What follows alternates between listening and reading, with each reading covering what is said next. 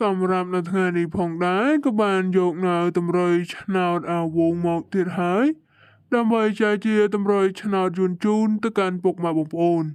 ហើយពុកម៉ែបងប្អូនចង់ទស្សនាក៏ដូចជាតាមដាននៅរាល់តម្រុយឆ្នោតវងក៏សូមពុកម៉ែបងប្អូនទាំងអស់គ្នាកុំភ្លេចជួយចុច like subscribe ម្នាក់មួយផងដើម្បីទទួលបានរាល់តម្រុយឆ្នោតវងជាប្រចាំជារៀងរាល់ថ្ងៃហើយលេខទាំងអស់នេះ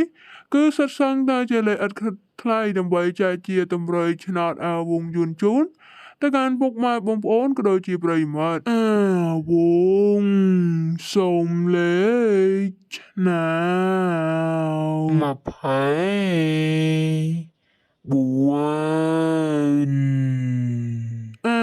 24វ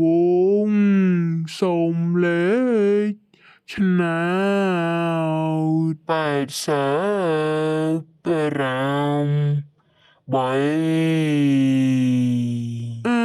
វងសូមលេខឆ្នោត602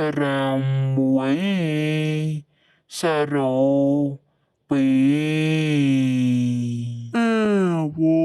ងសូមលេខឆ្នោតស្អែកចាំឆ្លើយបារម្ភទៀត